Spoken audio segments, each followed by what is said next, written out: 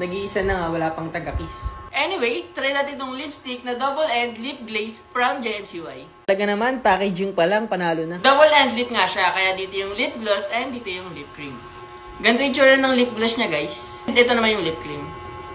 Sinabi ng product na to, guys, na everything proof daw. Waterproof, transfer proof, oil proof, at crisp proof. So, papatunayan natin yan kung totoo nga ba.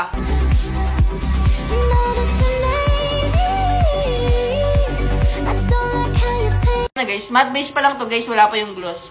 Anyway, yung ginamit kong shade dito is NR06. And kung hindi naman kayo mahilig sa gloss, guys, pwede naman siya since maganda rin naman yung matte. Pero tatry pa rin natin yung may gloss.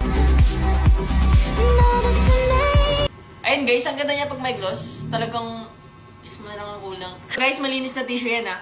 To see is to believe na tayo. Ano wala? Wala talaga guys. Wala. Next naman guys, ibababad ko yung uso ko sa tubig.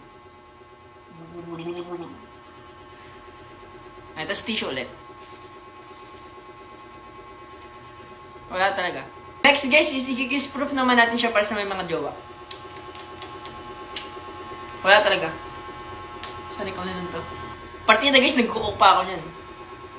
Hindi siya dumidikit. Kaya kung naghahanap ka ng matte na pang matagalan, click mo na yung yellow basket.